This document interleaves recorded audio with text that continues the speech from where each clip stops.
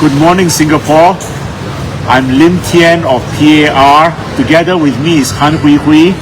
We are at the Woodley Hawker Centre today, and we came here to do outreach. And I know it is pretty soon after the elections, but we are already hard at work. And the work never stops. And I want to make an appeal right at the beginning of this live video session for more people to come and join PAR. We are a very serious political alliance. We are not going to go away just because we did not win any seats in the last election. I hope that by the next election, and this is our aim, we will have an army of volunteers and members. And we are going to expand our reach. All right? Hui Hui, can I ask you to say a few words? Hi everyone, good morning. My name is Hui Hui, and 3H means Housing, Healthcare and Human Rights. So today our team, not a lot of people, not more than the PAP, but definitely people are here to do walkabout with us, to help us distribute flyers. And the first thing is thank you to all the volunteers who came down, because they came down early, they helped to distribute flyers around the blocks here. And there are also people who sponsor us gifts, which is why we were able to give the gifts to the parents, families and children today. So today we are here because we are at the hawker centre, and at hawker centre the topic is none other than rental. Why is it that the Singapore government, inside the parliament, they say that rental does not affect food prices, but when we are over here, all of them told us that their food prices are expensive and increasing now, which is driving away customers because mainly of rental. Shouldn't this be a topic to be debated in Singapore Parliament? Yeah, Hui Hui has brought up, what I consider one of the most important issues facing our nation. All right, let me say this. In PAR, we do not like to talk about political theories. All right, and I know we are in a democracy, but you find that I actually do not spend a lot of time talking about democratic ideals or whatever. All right, we are concerned with the issues that face Singaporeans every day. And one of the most pressing concerns now is food inflation. All right? Amy Khor said in Parliament, rental is not a real factor in the food prices. Everybody laughed at her. Everybody knew how silly that was. And when you go around to these hawkers here, they will tell you, this is the most critical factor in their lives. Another person said on Facebook, I think it was last week, this fella is a real PAP supporter. He says, it does not matter if F&Bs close down because there is such a thing as experience in the industry. And people who are experienced will know how to manage, rental increases. I say total rubbish. You go and look around, not just in hawker centers, but in malls today. The F&B outlets that are closing, they include big international chains like Japanese ramen chains are closing down. Why? Because they are unprofitable given the cost in Singapore. So don't come and give me that crap that the small ones are being driven out and the big boys know how to survive in this industry. Rubbish. All right? And I say this, and I have been an advocate of this for a long time. Rentals have come to such a ridiculous level now. I see no choice but for the government to step in and impose some sort of rental control. Let's start with this hawker centre. It is a government-controlled centre, all right? There is no reason why the government should not set the example and have a reasonable cap on the rentals. That benefits consumers like you, like me, who have to eat every day, all right? And the government has the responsibility to take the lead. Now, I do not advocate rental controls easily. I think rental controls is a measure of last resort, okay? You should not crimp the landlord too much because, the theory is that if you crimp the landlord, he then has no incentive to improve his property. And then the property, falls into disrepair and all that. But that is not the case in Singapore. In Singapore, the case is that landlords are getting greedier and greedier by the day. I'm sorry to have to use the word, but we have become the classic rentier economy, where people buy properties, they sit back, they think, oh wow, they maybe learned this from Kiyosaki or some other authors, they like the term passive income, you know, but this has gone too far. As a result, entrepreneurship, you know, small businesses, young people with dreams of starting their business are being slaughtered, killed on the business battlefield. So those are my points. Hui Hui, over to you. Good morning, everyone. 大家早上好。所以我们现在呢正在走我们的家访之类。早上我们就已经出去了，然后很多居民就跟我们讲说，这里的食物非常贵，因为这个地方呢是一个刚刚新装修的地方，租金很昂贵，所以食物才导致很贵。然后这些人他们在这里做工，他们在这里做小贩，他们也说了，他们的东西卖得很贵，他们自己也不想，因为卖贵了，人家就不要跟他们买，他们生意也是很难做。所以为什么食物会这样贵？是因为租金很高，而租金是政府控制的。这个课题，这个是一个政治政策的问题。所以应该是在国会里面被辩论的课题，可是因为没有反对党在新加坡的国会里面提出这种租金很昂贵的问题，结果人民行动党就执政了几乎要70年，他们就很贪心、厚颜无耻的一直增加我们的租金，而这是不对的。Good morning, everyone who have just joined our live. So now we are taking a break, which is why we are filming this live video. Later on, we will be going down to do walkabout in all our different constituencies, including at Tanjong Pagar GRC. So the topic that is next that we have already talked to residents that they have brought up is that why is it at HTV downstairs, you know, those kind of first floor, ground floor rental, a medical institute, a clinic that is supposed to cater to the needs of residents has a rental of more than $50,000. Does it mean, first, a lot of residents need to fall ill in order for this particular doctor, this particular clinic to break even? And another thing, are they trying to say that actually Singaporeans are very healthy? The propaganda to keep fit, keep healthy is working well. And therefore, they just need a few people to fall ill. And because they are going to earn profit from these few people, therefore a clinic can survive with a rental of more than $50,000. Hui Hui has brought up a very important point about the rental of that clinic in Tampines. You know, that rental is over $52,000. You think of the number of patients they have to see a day just to break even as far as rental is concerned. Now, a lot of people find that sort of rental unconscionable. I know that it was voluntary. The person actually went to bid, you know, he thought that this rental is okay. Well, he's making a business decision, all right? But I fail to see how, if this trend continues, it is not going to translate into higher medical costs down the road for our people. Yeah. Others have weighed in, others have said, you know who have weighed in, they have said it's okay, you know, blah, blah, blah, a lot of other reasons. If I'm the government, I'm telling you, I will not allow it. Okay? I will say, you may think that you have got great business sense, you may think that you have got great footfall, whatever. I am not going to allow a clinic to have a rental of $52,000.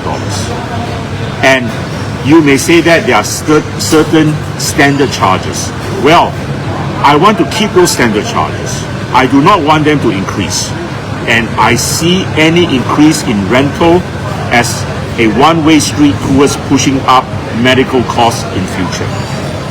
And my friends, we brought up another important issue. Is it that, Singaporeans are so healthy that we do not have to turn to medical services a lot? I doubt so. We are not the country with the longest living age. I think that is Japan. No, it is Monaco. Monaco has an average lifespan of 87 years. Singapore, 84 years, together with a host of other countries. But you know what is shocking in Singapore? We have to me, one of the lowest ratio of hospital beds to population in the developed world. I think it is something like 2.8 hospital beds to every 1,000 of our population. You compare that with Japan, with Korea. I think Japan has something like 14 or 15 beds per 1,000 of their population. Korea is not far behind, about 13. And then even China, with a population of 1.4 billion, has about 6 or 7 hospital beds per 1,000 of the population. I'm telling you, the PAP as a government is not spending a lot on medical care, all right? In fact, what they get by way of inflow every year through your MediSave and all that, basically is balanced out by the outflows. I think in the last couple of years, the outflows have increased slightly. But virtually, it is a government which hardly spends any of its own money on medical care. You are paying for medical care every single day. Remember that. And you think about that when you realize that now there is a clinic in Tampines with a rental of nearly $53,000 a month. Hi everyone, welcome to those who have just joined us on our live. So what was just being mentioned is about how Singapore now has a clinic of a rental that is more than $50,000. 所以我们刚才讨论的就是讲说，新加坡现在有诊疗所，他们一个月的那个租金是超过5万块，50千。那这样高的租金，他们要看多少病人才可以赚取这笔钱？而且是在公共组屋底层1楼的这种租金。如果是公共组屋，这些是为了人民而开的，那要多少人生病？很多人吗？如果不是很多人，是不是讲说1、2个人去看病，他的利润就需要很高，他才可以赚回，或者至少拿回他的本钱？还不要紧，新加坡的医院呢，我们也是世界上其中一个最少病床跟人民的。就是讲说每一个国家他们都会想 ，OK， 我们有100个人，这样我们需要几张病床来为这100个人服务。可是新加坡我们的所谓比例，就是我们所谓 hospital bed ratio， 是世界上其中一个最低的国家。还不要紧，我们的医疗每次政府都说在亏钱，真的有在亏钱吗？ If we take, for example, our Medishield Life Premium, in the past 4 years, the Singapore government collected more than $9 billion in Medishield Life Premium. But the amount of claim paid is only about $4 billion. So about half the money is considered as reserve, which actually is profit, because every single year from a cash flow perspective, they are collecting more money than the claims being paid, and the rest are so-called being put into reserve. 所以我们新加坡人民呢，我们每个月、每年都需要给所谓的 Medishield Life Premium， 而这个 Medishield Life Premium 政府讲说，哦，我们是亏钱的政策，真的是一个亏钱的政策吗？因为去4年里面，他们拿了差不多90亿，而且他们拿了这样多钱，他们给的钱呢，只有差不多一半而已。剩下的一半，他们讲我们要收起来给下一代。你讲的是什么下一代？如果因为医药费很贵，人家都不生孩子，根本没有下一代。我们新加坡人已经是绝种了。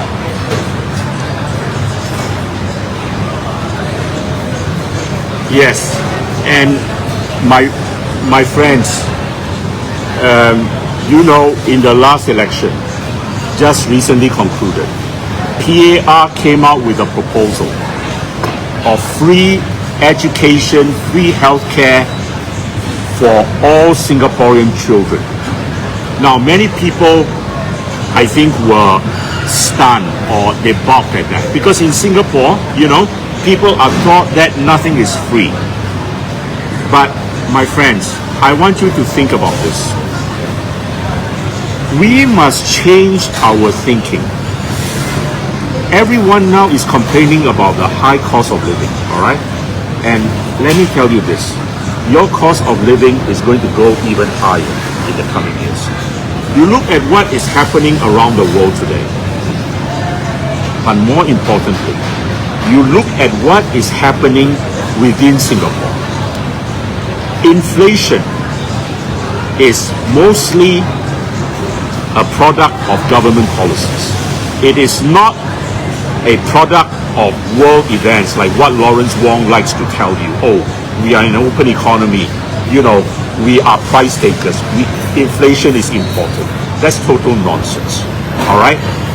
If Lawrence Wong had not gone down the route of increasing GST twice in 2 consecutive years, he had not increased water, he had not increased electricity, he had not allowed COE to spiral out of, you know, or gone into stratospheric levels, we will not be facing the type of cost inflation we have today.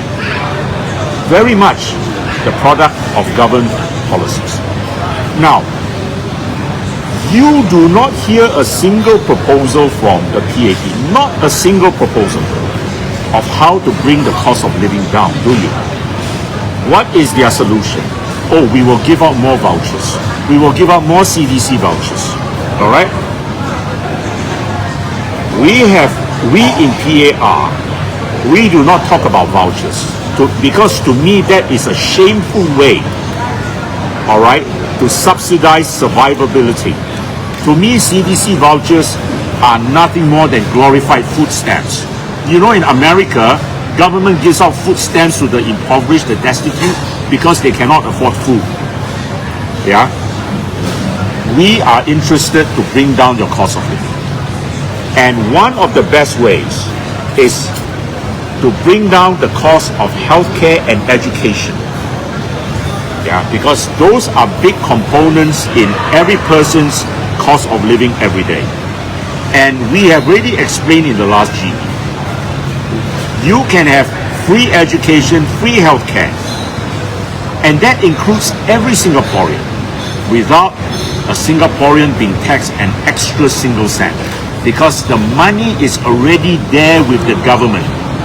And we have explained how those funds come about.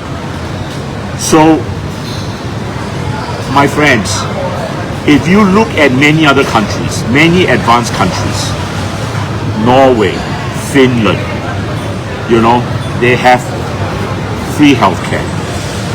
The NHS, the National Health Service in England, is their crowning glory. Because to the British, free healthcare, universal healthcare is the hallmark of a true civilization. You can have the Conservatives or the Labour as government. No government ever dares to cut back on the NHS. It has become a way of British life.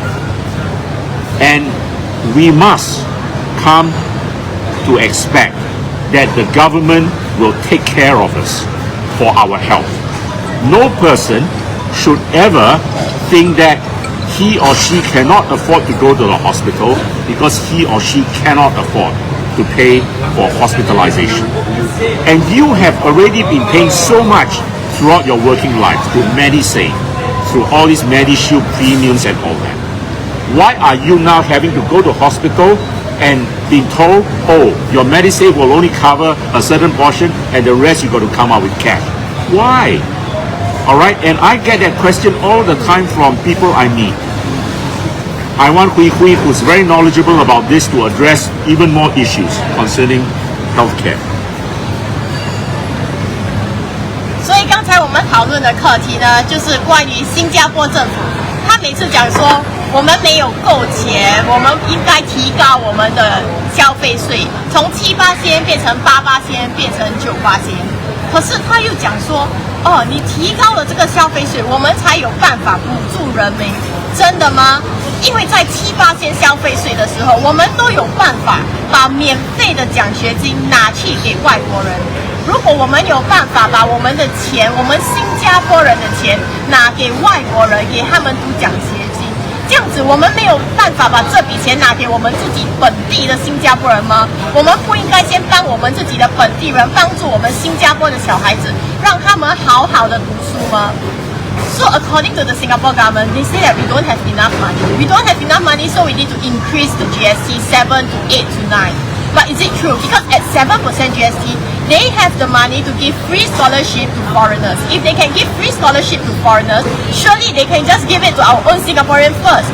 Don't they want to take care of our Singaporeans? Don't they want to take care of our Singaporean children, our Singaporean future generation?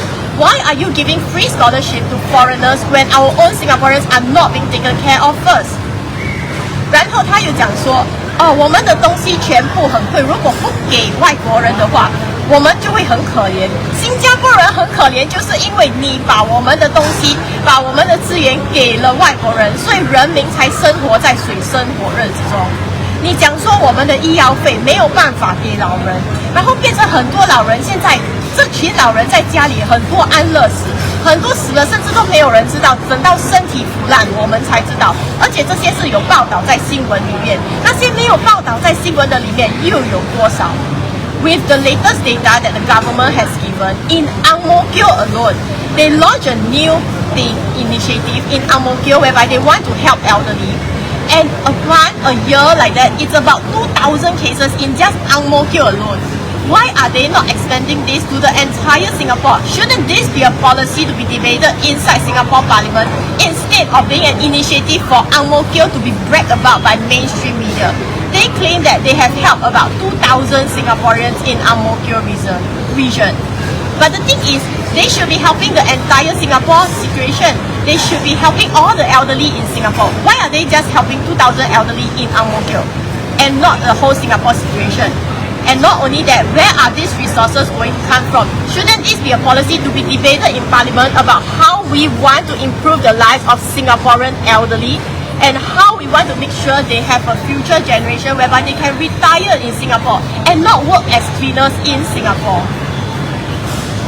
My friends, I just want to add a fact, tell you a fact which you will find astounding, all right?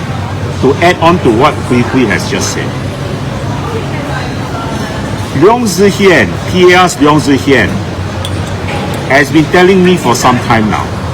Do you know that currently there is about, I am not very certain of the figures, but I know it is somewhere between 120 to 140 billion dollars in the entire MediSave system. That is how much Singaporeans have contributed by way of MediSave minus what the government has had to spend. You think about it. Even taking the lower range of 120 billion, you have so much money sitting there. And yet the government is telling you, oh, we've got to increase GST so as to take care of our elderly people, you know, take care of their medical needs. Well, what are you doing about the 120 to 140 billion in MediSave sitting there? Right? 所以新加坡政府呢 Okay, welcome to everyone who has just joined us. So the Singapore government has said that they need to take more money, increase our GST to take care of Singapore's health care needs. But the thing is, we already have a lot of money, not just in MediShield Life Premium, but also in our MediSave account, which is a compulsory saving account for our healthcare needs. So why are we not using this money to improve the lives of Singaporeans and to let Singaporeans use it as well? Since you say that MediSave is Singaporeans' money, but can Singaporeans use our MediSave account to pay for our polyclinic treatment? The IBs will say, the internet brigade will say, yes, you can. The truth is, you can't. A lot of things they will say, no, you have to fork out cash. Why are Singaporeans, especially low-income Singaporeans, which is why their money are stuck inside the CBN, they can't even use MediSave to pay for their own healthcare bill? 所以新加坡政府讲说，他们需要提高消费税，才能照顾新加坡人的医疗。